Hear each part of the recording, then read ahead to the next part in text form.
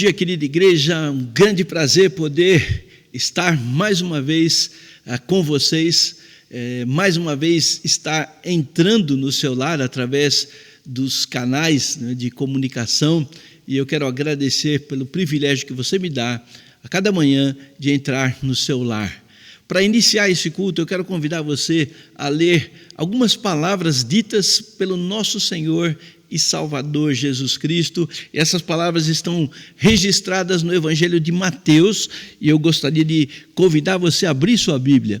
Abra sua Bíblia, Mateus capítulo 11, a partir do versículo 28. Olha bem, presta bem atenção no que Jesus diz aqui.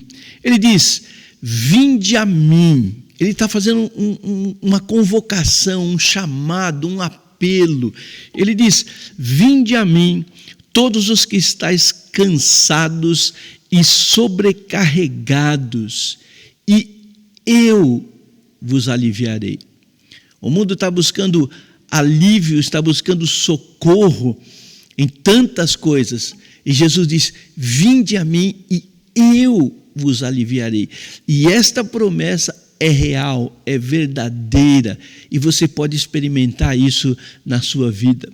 Ele diz: tomai sobre vós o meu jugo e aprendei de mim, porque sou manso e humilde de coração, e achareis descanso para a vossa alma, porque o meu jugo é suave e o meu fardo é leve.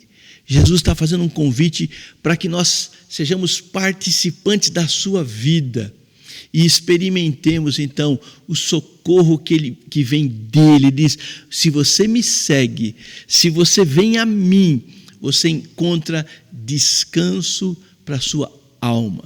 O que nós vemos mais nos nossos dias são almas desesperadas, almas angustiadas, amarguradas. E em Cristo podemos achar descanso. Eu quero convidar você a orar comigo e colocar este culto diante do Senhor. Vamos orar. Pai amado, nós queremos agradecer ao Senhor pelo privilégio de abrir a Tua Palavra e de poder estudá-la. Quero rogar a Tua bênção sobre cada participante deste culto, sejam aqueles que nos visitam pela primeira vez ou visitam por várias vezes. Que o Senhor derrame as suas bênçãos sobre a vida de cada um.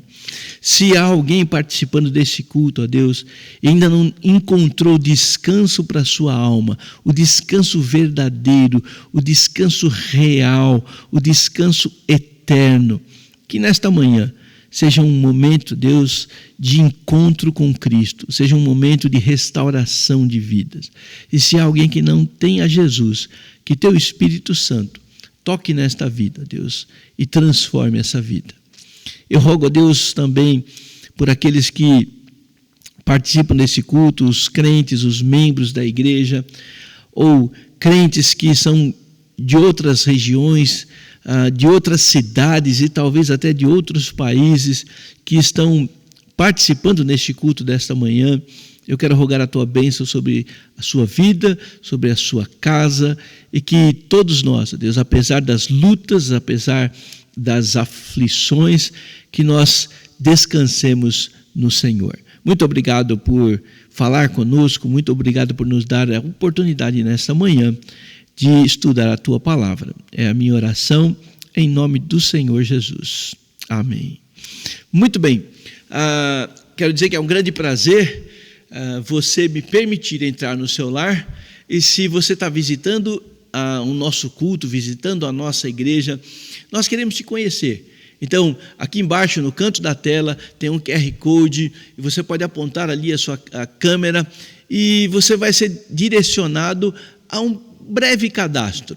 E esse cadastro não te coloca em compromisso de forma alguma, de nenhum sentido com esta igreja. Apenas para nós conhecermos você. Quem é que nos visita, quem é que participa virtualmente dos nossos cultos. Então eu peço a gentileza, se você é um visitante, entra aqui, faz o seu cadastro, deixe-nos saber quem você é. Tá bom? Para todos eu preciso informar, e gostaria de informar e continuar informando, que todas as quartas-feiras, às 19h30, nesse mesmo canal do YouTube, nós estamos reunidos em oração. É um culto que tem como objetivo trazer relação de pessoas. Nós recebemos os pedidos e nós oramos por cada nome, nós citamos nome por nome e colocamos diante do Senhor. Nós citamos situação por situação e colocamos diante do Senhor. E eu quero convidar você a vir orar conosco já na próxima quarta-feira, às 19h30. Nós temos feito às quartas-feiras um breve devocional lendo partes da Bíblia e nós terminamos na quarta-feira de ler a primeira carta de Paulo aos Coríntios. E eu pedi sugestões de leitura. A primeira ideia é continuar e ler a segunda carta de Paulo aos Coríntios, mas se tivermos mais sugestões e muitas indicações de um mesmo texto, nós podemos migrar. Até então, estamos em 2 Coríntios, tá bom?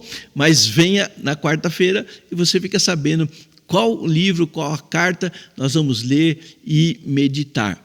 Então, eu espero vocês na próxima quarta-feira, às 19h30. Lembrando também da nossa campanha de doação de cestas, foi um grande sucesso o mês passado, mês de maio, e nós estamos repetindo aqui.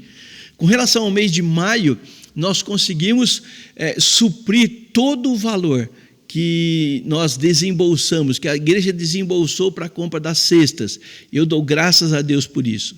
E agora, para o mês de junho, nós temos 50% do valor. Então, nós conseguimos já pagar metade das 300 cestas que nós compramos.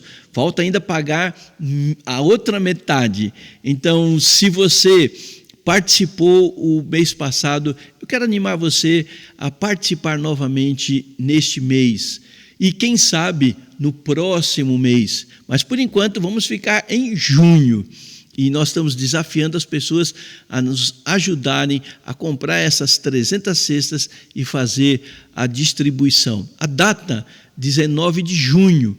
Então, todas as providências estão sendo tomadas e naquele sábado, as 320 cestas serão mais uma vez distribuídas. E meu desafio para você é: contribua, seja com uma cesta, mais de uma cesta ou parte de uma cesta, não importa, com aquilo que Deus colocar no seu coração, mas contribua. E também contribua divulgando a campanha. Muita gente não sabe que nós estamos fazendo isso. E nós temos os nossos veículos de comunicação, nós temos o WhatsApp, nós temos o Facebook, nós temos o Instagram, com a propaganda, com a informação. Então, o que eu peço para você? Divulgue para as suas redes sociais, divulgue para os seus contatos, convide pessoas a se juntar a nós e tentar, pelo menos, a saciar a fome de algumas famílias. Então, contamos com vocês para essa campanha, tá bom? Nós vamos cantar e eu lembro mais uma vez que as músicas são recuperadas de cultos anteriores, tá bom? Que você vai ver aqui e eu espero que você cante junto aí na sua casa com o pessoal que está cantando aqui. São músicas que estão sendo recuperadas, gravações recuperadas de cultos anteriores, até antes da pandemia. Tá? Quem está presente aqui para pregar, só o pastor, mais ninguém. Quando você vê tomada da igreja, as pessoas se abraçando, se cumprimentando, saiba, isso foi antes da pandemia. Nós não estamos quebrando regras, não estamos quebrando protocolo, pelo contrário, nem voltamos aos nossos cultos presenciais ainda. A igreja permanece fechada por enquanto. E eu quero que você ore comigo para que em breve a gente retome com os cultos presenciais. Então vamos cantar e logo em seguida eu volto para meditarmos na palavra do Senhor.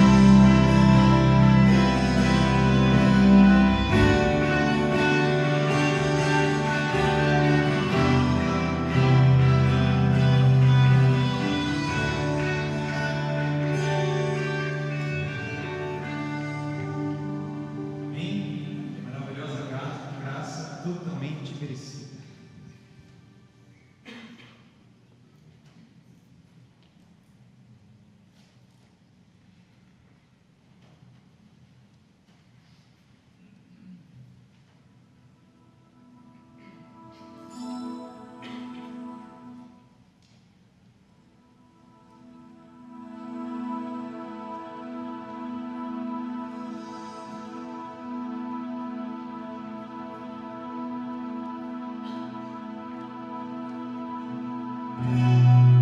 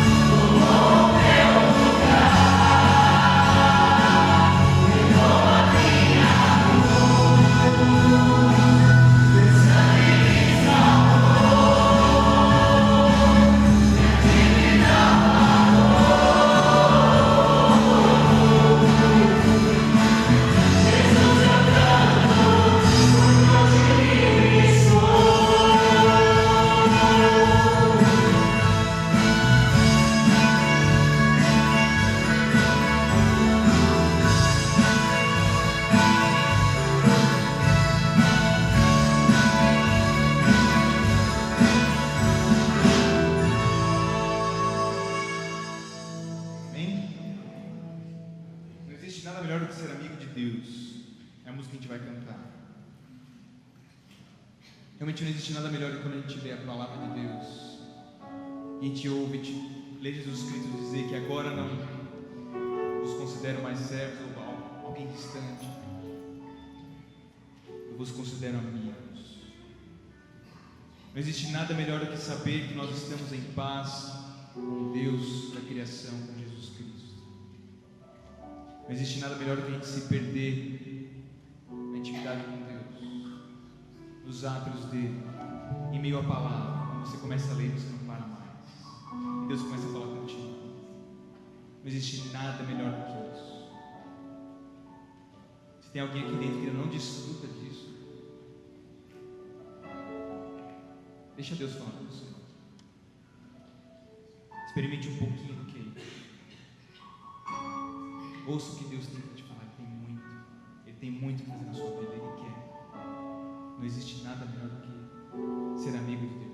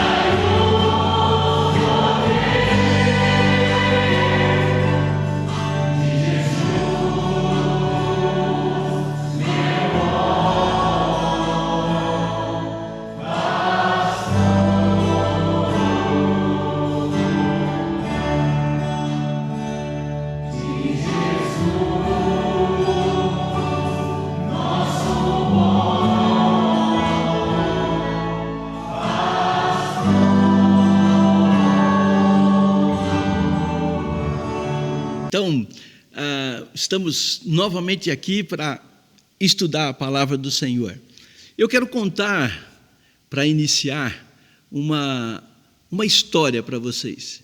E por mais incrível, por mais inacreditável que pareça, essa história é real. Ela aconteceu numa pequena cidade dos Estados Unidos, uma pequena cidade, numa igreja Batista West Side.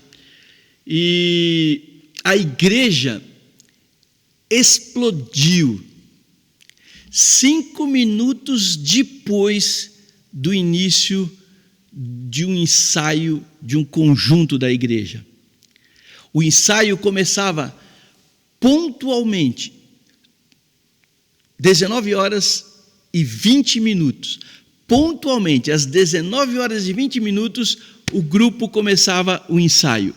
E numa determinada quarta-feira, às 19h25, a igreja explodiu.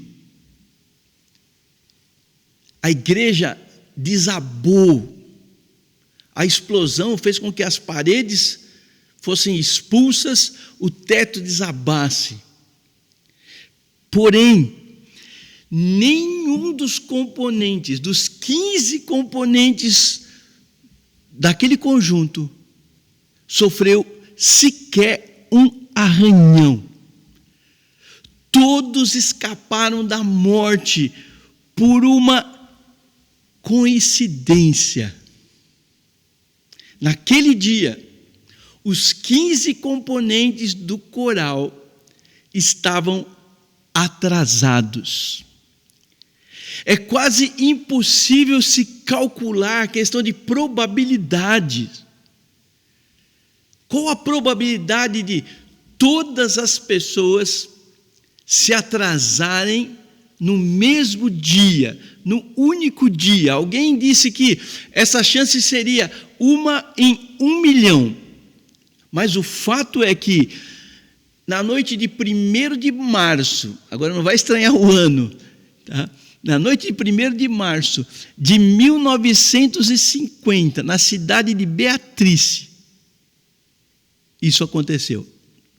Era uma tarde muito fria, muito fria. E o pastor, então, à tarde, foi até a igreja. E ele queria deixar o ambiente um pouco mais quente, mais agradável. E a igreja tinha uma caldeira. Então, o pastor acendeu a caldeira e voltou para casa. Ficou em casa, ele jantou no finalzinho da tarde e às 19h10, o pastor, eu tenho que ler o nome dele aqui, o Walter Klempel, 19h10, ele, a sua esposa e a sua filha estavam saindo para o ensaio, que começava às 19h20, era 19h10, uma cidade pequena. Ao saírem, eles perceberam que o vestido da filha tinha sujado. Eles voltaram e a sua esposa foi passar rapidamente um novo vestido para sua filha. 2 outras mulheres, uma chamada Roiena e a sua irmã, estavam prontas. Ao entrarem no carro, o carro não ligou por causa do frio. E eles ligaram, as duas ligaram para uma amiga chamada Ladona e pediram uma carona. Ladona era uma estudante e ela estava com grandes dificuldades de terminar um cálculo de geometria. Então, ela decidiu ficar até um pouco mais tarde para terminar o cálculo de geometria, para poder depois ir para o ensaio.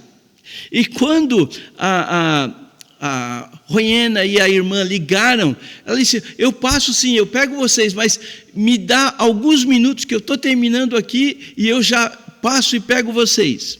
Ok. Uma outra senhora chamada Sede teve problemas com o carro que não quis ligar. A mulher chamada Schuster, ela sempre chegava pontualmente. Essa era aquela mulher que tinha um horário britânico. 19h20, ela estava dentro da igreja. Ela e sua filha. Mas, naquela noite, a mãe dela pediu que ela passasse na casa antes, para ajudá-la a resolver uns problemas. Então, a senhora Schuster, ela pegou o carro e passou pela mãe antes de ir para a igreja. O senhor Herbert, apesar de estar pronto no horário, ele não encontrou uma razão porque ele saiu de casa atrasado. Joyce, naquela noite fria, estava com preguiça. E ela decidiu não ir para o ensaio. Porém, ela se arrependeu. E às 19h25 ela decidiu sair para ir para a igreja. Harvey era um homem que estava tomando conta dos 2 filhos porque a mulher estava em viagem. E já viu como que é homem tomando conta de filhos, né?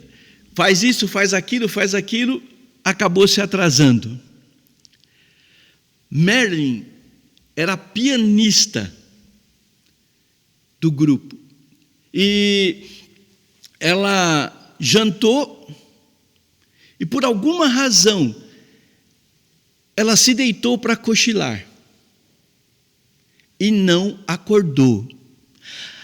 A sua mãe, ela é a diretora do grupo e tentou acordar a filha várias vezes e não conseguia acordar a filha.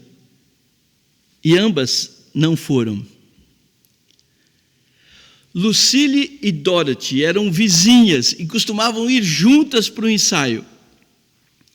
Só que a Lucille estava vendo uma reportagem na televisão e ela quis assistir aquela reportagem até o fim.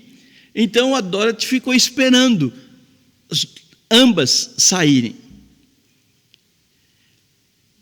19h25, uma explosão. Todos ouviram. E a igreja veio abaixo. Mas por que coisas insignificantes, como um vestido sujo, uma soneca, um programa, um problema de geometria, um carro enguiçado, todos eles atrasaram naquele dia. Os bombeiros concluíram o seguinte: houve um vazamento de gás, e como a caldeira estava acesa, ocorreu a explosão. Os 15 membros do conjunto, não tinham nenhuma teoria sobre a explosão, mas cada um deles estava perplexo com a coincidência do atraso. E a pergunta que fica para nós é: o que fez cada membro daquele conjunto se atrasar para o ensaio naquele mesmo dia? O que fez com que todos escapassem da morte? Teria sido sorte ou intervenção divina? E semana passada nós estudamos um pouco do livro de Ruth, capítulo 1. E nós vimos que a vida de Noemi desmoronou. Ela saiu de Belém visando uma vida melhor com seu marido, com seus filhos. E como eu disse, por um tempo tudo ia bem. Mas de repente, tudo desmoronou. O marido morreu, os filhos morreram, e ela termina, né, sem nenhuma esperança. Perdeu tudo. Perdeu o marido, perdeu filhos, perdeu a esperança, perdeu a alegria. Mas o capítulo 1 termina com um vislumbre de algo melhor, um vislumbre de esperança. E diz assim, o versículo 22 do capítulo 1: Assim voltou Noemi da terra de Moabe, com Rute sua nora, a moabita, e chegaram a Belém no princípio da cega da cevada. Uma luz no fim do túnel. Duas mulheres desamparadas, sem a figura masculina, sem poder ter os seus recursos, sem poder se alimentar, sem ter o que fazer da vida. Ao retornarem para Belém, chegam em Belém, exatamente, tudo aconteceu de uma forma que elas chegam em Belém, exatamente no início da colheita. Superficialmente parece que a sorte bateu a porta de Noemi. Superficialmente falando, parece que a sorte bateu a porta dessas 15 pessoas que faziam parte daquele coral. Mas quando nós olhamos com os olhos da fé, nós podemos ver que Deus estava nos bastidores fazendo a sua obra. Deus não estava passivamente olhando, ou Ele não tinha largado a sua criação, os seus filhos.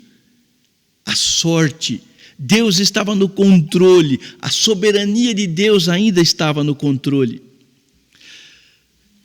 Ao partir de Moabe para Belém, Noemi mal sabia o que Rute podia ser na sua vida.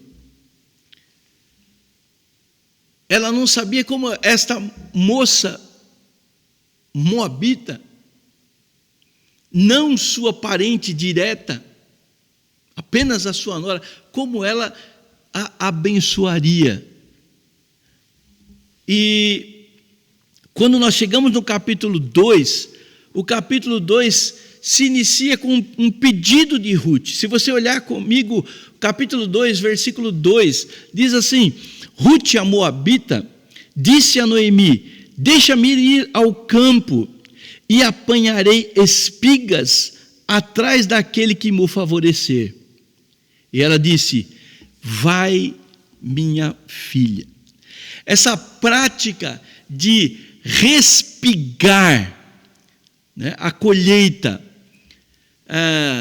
essa prática era chamada de respigar. O que acontecia é que os trabalhadores, eles iam colhendo frutos, seja trigo, cevada, a uva, a azeitona, né? Eles iam colhendo, mas eles deixavam algumas coisas para trás. E os pobres, depois que os trabalhadores passavam, as pessoas pobres iam recolhendo o que ficava. Normalmente o que ficava não era a melhor parte. Eles pegavam a melhor parte, eles deixavam algumas coisas lá. Tá? E por que eles deixavam algumas coisas lá? Tem uma razão especial. Por que eles deixavam algumas dos frutos, alguns cereais? Por que eles deixavam? Porque Deus se preocupa com os necessitados. Deus se preocupa com as pessoas que passam dificuldades. Apesar de acharmos que não, apesar de que às vezes as pessoas que estão passando dificuldade possam pensar: Deus se esqueceu de mim, a Bíblia diz que Deus se preocupa. E se você tiver a oportunidade de abrir a sua Bíblia, voltar a sua Bíblia, não vamos fazer isso agora, mas se você tiver a oportunidade, abra em Deuteronômio capítulo 10, os versículos 17 e 18, diz o seguinte, presta atenção, eu vou ler o versículo para vocês. Deuteronômio 10, 17 e 18, diz assim: pois o Senhor vosso Deus está falando para os senhores, para aqueles homens que tinham as suas plantações, as suas fazendas, pois o Senhor vosso Deus é o Deus dos deuses, o Senhor dos senhores, o Deus grande, poderoso e temível, que não faz acepção de pessoas, nem aceita suborno, que faz justiça ao órfão, à viúva e ama o estrangeiro, dando-lhe pão e vestes. E como é que Deus dava pão e vestes? E se você for até Deuteronômio capítulo 24, dos versículos 19 a 22, você vai ver o seguinte: havia uma lei estabelecida por Deus, de que os trabalhadores de um campo, seja de uma vinha, de uma oliveira, seja da cevada, seja do trigo, havia uma lei que dizia que os senhores da terra, os proprietários da terra, os proprietários da plantação, eles deveriam dar ordem para os seus trabalhadores. E esses trabalhadores, ao colher os frutos, deveriam deixar parte desses frutos para os pobres, para que os pobres pudessem ter alimento, vestimenta. Veja, Deus ama, Deus se preocupa, apesar das pessoas não saberem. Deus estabeleceu uma lei aqui para preservar a integridade, para suprir a necessidade. Infelizmente, muitos homens poderosos não obedecem à lei de Deus, mas Deus, nos bastidores, trabalha para suprir a necessidade de cada um de nós. Os pobres então podiam respigar, ou seja, vir e pegar aquilo que estava sobrando. E Ruth, então, a moabita, ela pede: deixa eu ir para respigar, para pegar alguma coisa depois que os trabalhadores passem. E ela vai, e ela começa a pegar. Aqui era uma colheita de cevada, e possivelmente de cevada e trigo. E Ruth começa então a pegar. E distraidamente, por uma coincidência, Ruth atravessa da propriedade de um senhor para a propriedade de um outro senhor. Ela vem lá, talvez distraída, e ela vem pegando, e ela passa para um outro campo, um campo de um outro senhor. E ela entra, coincidentemente, na propriedade de um homem chamado Boaz.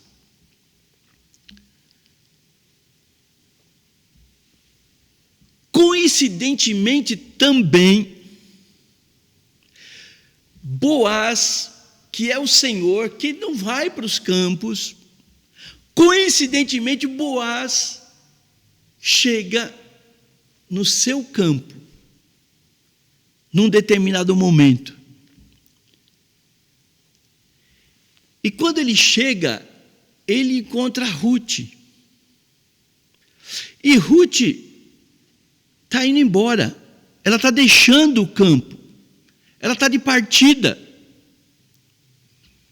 Ruth tinha desistido de respigar, ela tinha desistido de pegar o que, pela lei de Deus, lhe era de direito.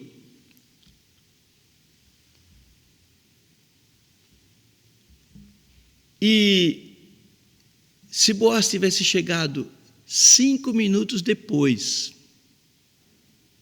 ele não teria encontrado Ruth. Pelas palavras de Boaz, parece que alguma coisa havia acontecido. Alguma coisa que deixou Ruth desconfortável naquele momento, naquele meio. Talvez os homens, os trabalhadores da propriedade de Boaz, estivessem mexido com Ruth. Se nós trouxéssemos para a nossa realidade, podemos dizer que eles assediaram Ruth por alguma questão. Agora, olha só o que a palavra de Deus diz. Versículo 3. Ela se foi e chegou ao campo e apanhava após os segadores. Por casualidade, por acaso, entrou na parte que pertencia a Boaz, o qual era da família de Elimeleque. Eis que Boaz veio de Belém. Ele não era normal, mas ele veio de Belém. E disse aos segadores, aos seus trabalhadores: o Senhor seja convosco. E responderam eles: o Senhor te abençoe. Depois perguntou Boaz ao servo encarregado dos segadores: de quem é essa moça? E respondeu-lhe o servo: esta é a moça moabita que veio com Noemi da terra de Moabe. E disse-me ela: deixa-me rebuscar espigas e ajuntá-las entre as gavelas após os segadores. E assim ela veio, desde amanhã até agora está aqui, menos por um pouco tempo que esteve na choça. Então disse Boaz a Ruth: ouve, filha minha, não vás colher em outro campo, nem tampouco passes daqui. Então, Ruth está indo embora. Eles, olha, mas não faz isso. Ele coincidentemente, veja, por coincidência, por casualidade, Ruth entra no campo de Boaz. Alguma coisa acontece e Ruth está indo embora. Por casualidade, Boaz chega, ele vem de Belém até o campo, não sei qual é a distância, e ele chega no momento que ela está indo embora. Ele diz: ouve, filha minha, não vai para outro campo. Ela estava mudando de campo. Ele diz: não vá para outro campo.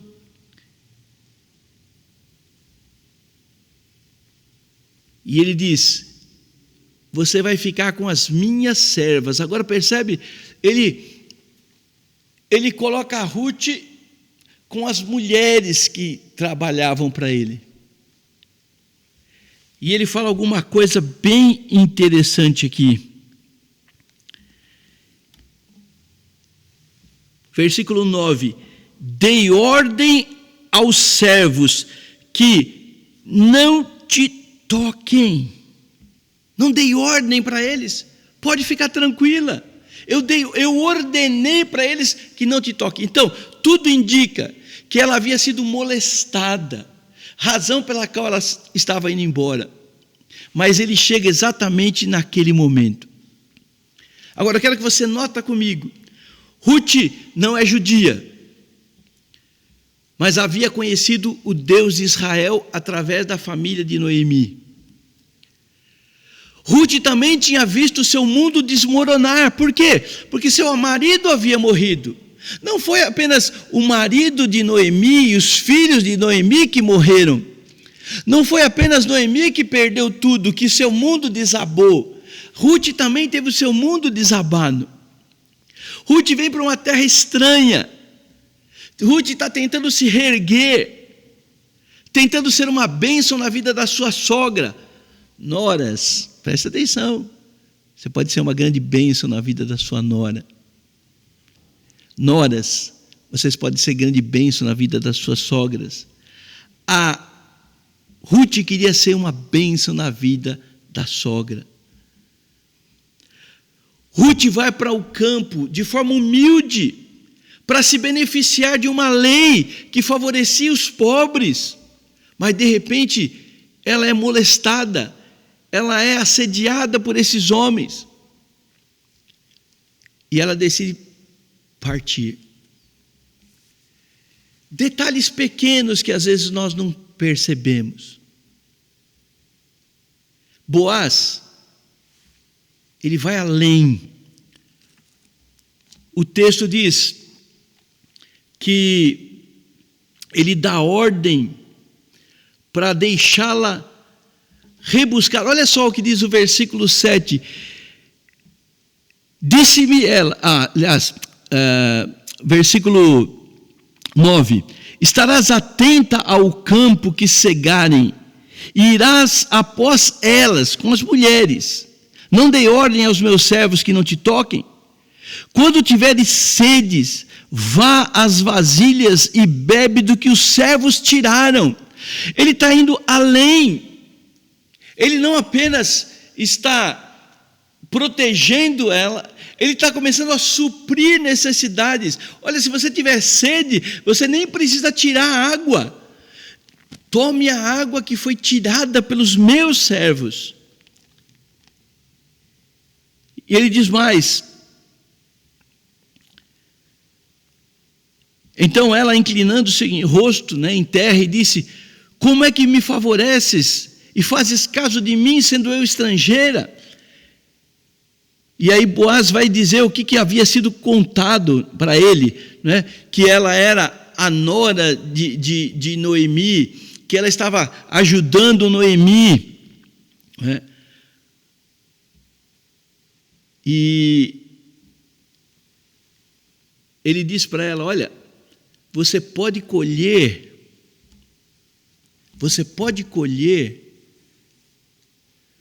dos frutos que já foram retirados. Então, o que os funcionários faziam? Eles pegavam os melhores frutos, no caso daqui da cevada ou do trigo, eles tiravam e colocavam no chão para serem feitos feixes. E ele diz para Ruth: olha, você não precisa retirar o que sobrou, não. Você pode tirar dali, do melhor, daquilo que já está pronto no chão, preparado, simplesmente para fazer o feixe. Você pode colher daquilo ali.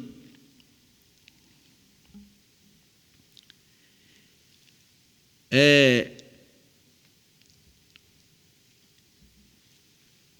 interessante que a Ruth,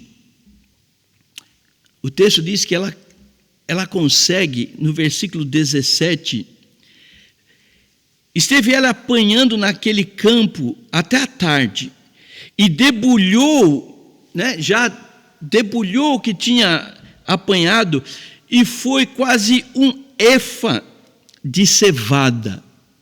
No final daquele dia, então, depois tudo que aconteceu, ela conseguiu juntar no final do dia um efa de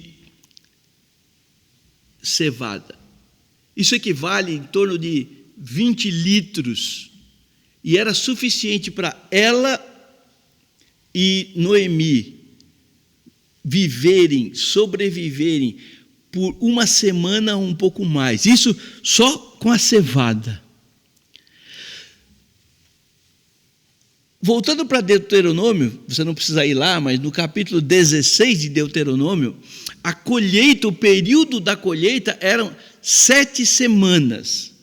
Se em um dia ela colheu 20 litros, o equivalente a 20 litros, o equivalente a uma semana, se ela tivesse o mesmo rendimento no final do período da colheita, ela tinha alimento para ela e a sua sogra para um ano de sobrevivência, um ano inteiro de de sobrevivência.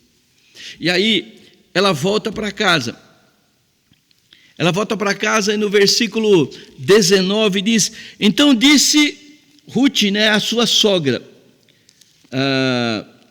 Então ele disse à sogra, Noemi disse para ela: onde colheste hoje?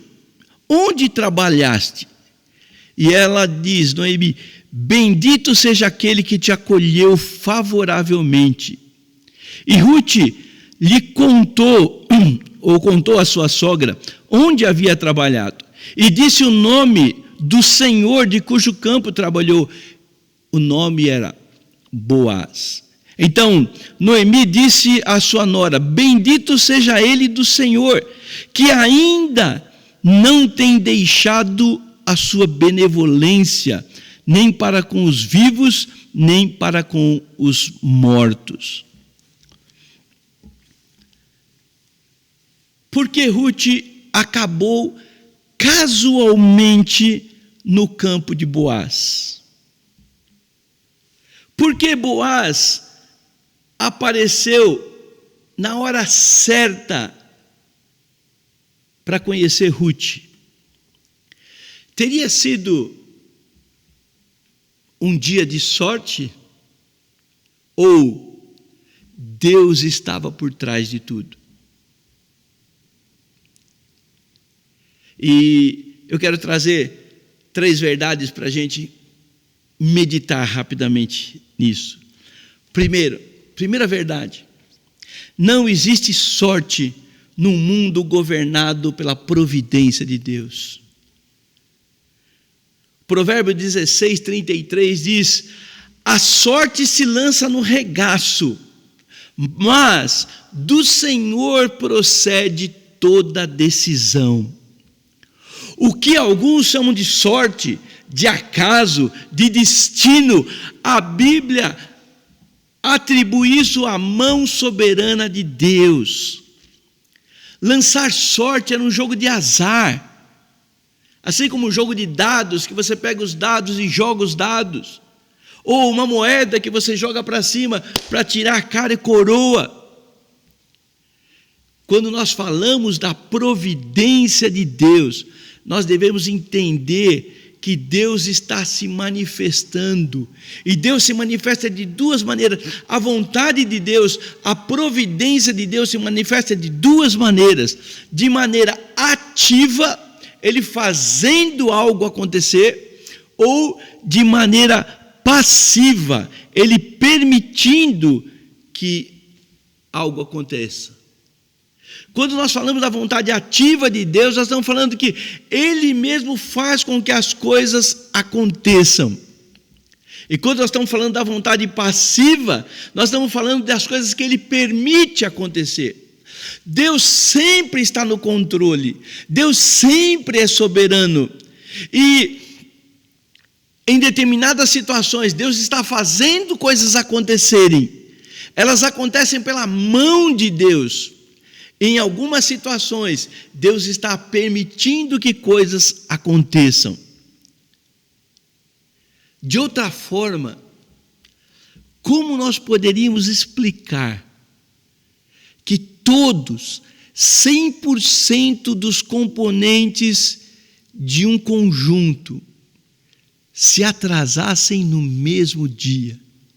Todas aquelas coisas, todas aquelas circunstâncias, todas aquelas coisas casuais, simplórias, acontecendo no mesmo tempo.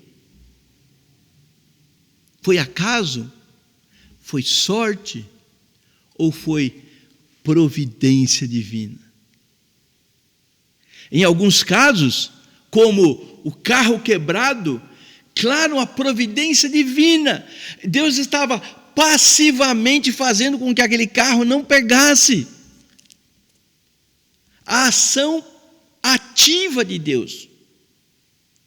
Ele estava lá ativamente fazendo com que o carro não pegasse. Mas nós vemos a providência passiva de Deus. No caso da moça que decidiu ficar até terminar o seu cálculo de geometria. Deus estava permitindo que isso acontecesse. A providência passiva de Deus, Deus permitindo. No caso da mulher que decidiu ir até a casa da mãe, Deus estava agindo por meio da liberdade da decisão daquela mulher.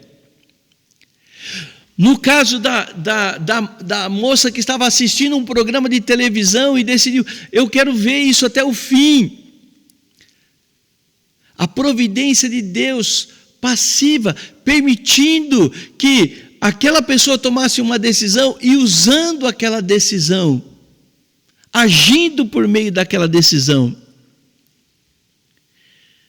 Nos acontecimentos da vida de cada pessoa, tudo que acontece na minha vida, tudo que acontece na sua vida, nós podemos ver Deus envolvido de maneira profunda em cada detalhe, seja passivamente, seja ativamente. E se você trouxer à sua memória algumas situações, você pode perceber, você pode ver como Deus agiu, seja por uma decisão sua, seja por uma ação direta dele. Nós podemos ver como Deus age. Salomão, na sua infinita sabedoria, diz lá no Provérbio 16, o coração do homem traça o seu caminho, mas o Senhor lhe dirige os passos. E a primeira verdade que eu queria mostrar é que não existe coincidência num mundo que é governado pela providência divina. A segunda verdade é que todas as coisas que acontecem são produtos da bondade de Deus.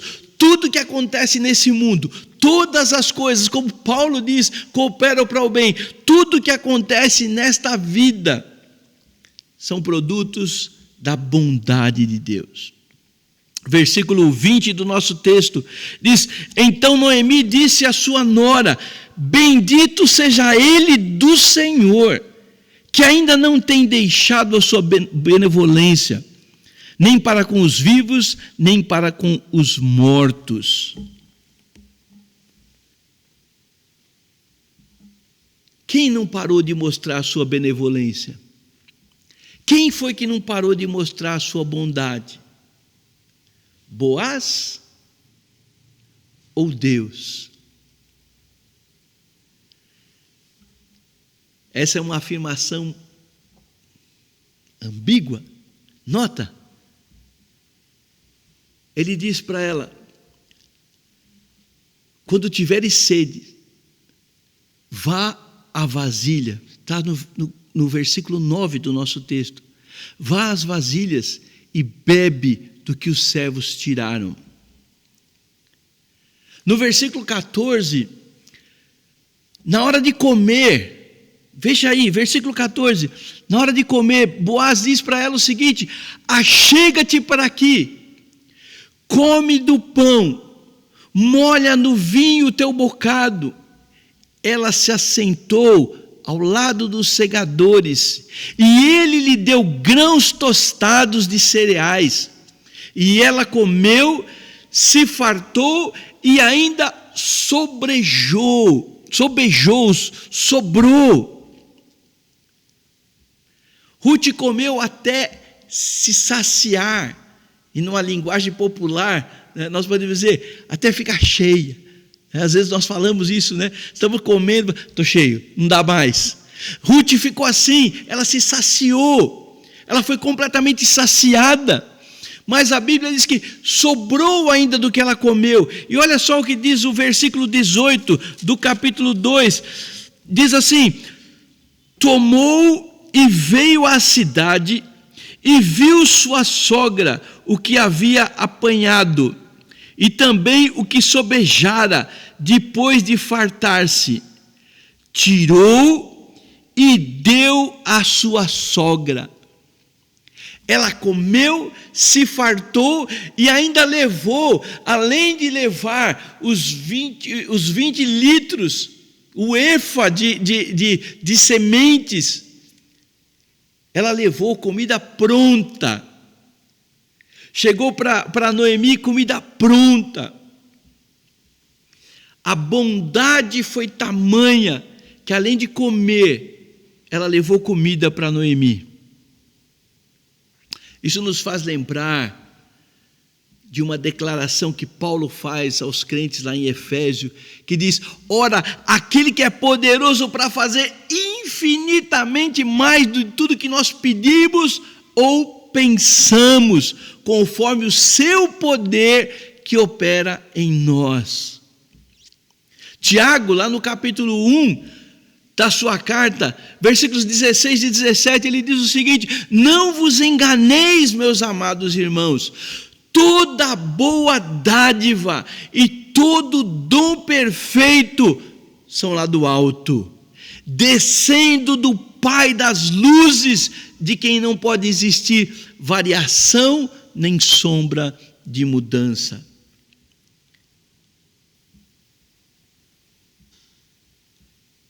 Quem não deixou de agir com benevolência? Deus, o Pai, e Boaz, seu servo. Atribuir as coisas que acontecem à nossa vida como sorte é o mesmo que assinar um quadro, uma pintura artística como Mona Lisa como sorte. Aquilo não aconteceu por sorte, por acaso, foi uma obra de arte pensada, planejada, executada. Quando nós atribuímos as coisas que acontecem à sorte, nós estamos fazendo a mesma coisa, assinando uma arte como um acaso. Você pode carregar um trevo de 4 folhas, você pode andar com um pé de coelho na sua chave, você pode ter uma ferradura pendurada lá na sua porta, ou você pode confiar em Deus. No caso de Noemi e Ruth, todas as coisas estavam cooperando para o seu bem. Todas as coisas na nossa vida são fruto da bondade de Deus. E a terceira verdade que eu quero trazer para vocês é que as coincidências da vida não são coincidências. Versículo 23 do nosso texto diz: assim passou ela a companhia das servas de Boaz, para colher até que a cega da cevada e do trigo se acabou. Tudo o que aconteceu em toda essa história que nós temos visto desde o capítulo 1, coincidências não são de fato coincidências. Todas as coisas que aconteceram na vida dessas duas mulheres, as dores, os contratempos, as decisões, tudo corroborou para que elas chegassem naquele ponto da sua vida daquela forma. O momento do encontro de Ruth e Boaz foi no tempo perfeito de Deus. Não foi coincidência. Os olhos da fé, quando nós olhamos para as situações com os olhos da fé, nós vamos perceber a mão de Deus nas aparentes coincidências da vida. Nas coincidências da vida, Deus quer mostrar a você, a mim, a sua bondade. Nas coincidências da vida, Deus quer mostrar para o mundo, através de mim, através de você, a sua bondade. Ruth recebeu a bondade de Deus por meio de Boaz, que a viu respigando no seu campo. E ele pôde mostrar para ela a bondade de Deus. Ele foi instrumento da bondade de Deus. Ruth recebeu a bondade de Deus por meio de Boaz, quando ela se viu humilhada, molestada pelos trabalhadores. O plano de Deus é mostrar a sua bondade para o mundo por meio dos seus servos. Tiago diz: a religião pura, sem mácula, para com o nosso Deus e Pai é esta: visitar os órfãos, as viúvas nas suas tribulações, e assim mesmo se guardar incontaminado do mundo. Deus quer usar a nossa vida. E sabe por que nós estamos fazendo uma campanha de doação de cestas básicas? Não é para dizer que nós somos melhores do que os outros. Não é para mostrar a nossa bondade. Mas nós queremos mostrar a bondade de Deus para o mundo. Nós queremos mostrar a bondade de Deus para os necessitados. Somos instrumentos. Eu quero terminar essa meditação pensando nas coincidências da vida. Talvez você esteja assistindo este culto, esta pregação, por coincidência. Você não tinha planejado. Talvez você estava navegando na internet e de repente achou esse canal. Talvez você estava na casa, ou talvez você está na casa de alguém, você foi à casa de alguém que, nesse momento, ligou a sua TV neste culto. Talvez você recebeu o link de alguém te mandou um link, você, olha, recebi um link, deixa eu dar uma olhada no que é. Minha pergunta é: isto é coincidência ou é providência divina? Talvez você precisasse ouvir o que você ouviu. Talvez você esteja vivendo sem esperança, achando que não tem sorte na vida, que Deus te desamparou. E Ele está te mostrando, por esta passagem, por esta história, que assim como Ele tinha um plano para a vida de Noemi, para a vida de Ruth, Ele tem um plano para a sua vida, Ele tem um plano para você também. Talvez Ele esteja querendo mostrar para você que até mesmo as coisas tristes, como nós vimos no início desse capítulo, podem ser revertidas para o bem daqueles que confiam em Deus. Talvez você, por coincidência, está sintonizado com a gente hoje. Coincidência? Não. Providência de Deus. Talvez por coincidência, amanhã ou nos próximos dias, você vai encontrar com alguém que não via há tempos. A minha pergunta é: seria coincidência ou providência? Será que Deus não quer usar a sua vida na vida de alguém?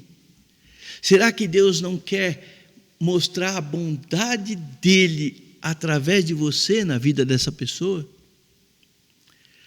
Talvez, por coincidência, você vai se envolver num acidente ou num incidente. A minha pergunta é: isso é coincidência ou providência divina? Será que Deus não estaria pronto para mostrar o seu amor através da sua vida? Foi isso que aconteceu na vida dessa incrível história que nós temos aqui. E é isso que pode acontecer na minha vida, na sua vida. Sermos agentes do amor de Deus. Ou sermos receptores do amor de Deus. Ruth, Noemi foram receptoras do amor de Deus. Boaz foi o agente do amor de Deus. E você que está me ouvindo, pode ser um receptor do amor de Deus. Talvez Deus esteja querendo mostrar o seu amor através das circunstâncias da vida. Ele quer mostrar que Ele te ama através de todas as circunstâncias da vida.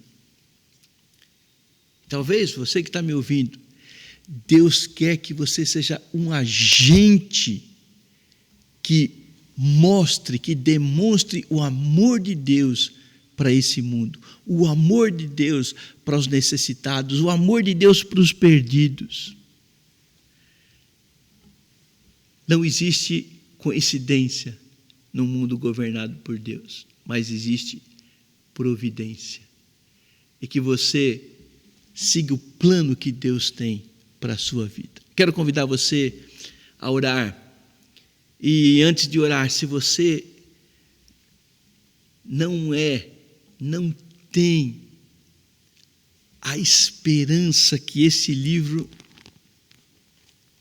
quer transmitir, se você ainda não é alvo deste amor e desse cuidado de Deus, no início deste culto, eu li uma passagem, palavras de Jesus, quando ele diz: vinde a mim, todos os que estão cansados, sobrecarregados, e eu vos aliviarei. Ele faz um convite para você receber do seu amor. Se você não é salvo, então entregue a sua vida para Jesus. Se você não sabe o que eu preciso fazer para entregar a minha vida para Jesus, então entre em contato com o nosso WhatsApp. Nós temos nosso WhatsApp que sempre aparece aqui. Entre em contato conosco, diz: eu quero abrir a minha vida, eu quero deixar Jesus entrar, fazer morada, transformar a minha vida. Se você é um cristão, lembra, todas as circunstâncias não são coincidências. Talvez você está passando por lutas, por provas. Lembra, Deus sempre vai usar isto para o seu bem. Deus sempre está trabalhando nos bastidores para o nosso bem, para o nosso melhor e para nos capacitar a ser neste mundo agentes do seu amor. Confie no Senhor, descanse no Senhor e seja uma bênção nas mãos do Senhor. Vamos orar? Pai, muito obrigado pela tua palavra. Aplica conforme a necessidade de cada um, Senhor. Que o Senhor seja glorificado nas decisões tomadas nesta manhã. É a minha oração em nome do Senhor Jesus. Amém. Muito obrigado pela sua atenção. Tenham todos um bom almoço, um bom tempo de comunhão com seus familiares e um desafio. 18 horas estaremos de volta para continuarmos dedicando esse dia ao Senhor. Que a graça do nosso Senhor Jesus, o amor de Deus, a comunhão do Espírito Santo seja com cada um de nós. Amém? E uma boa tarde a todos.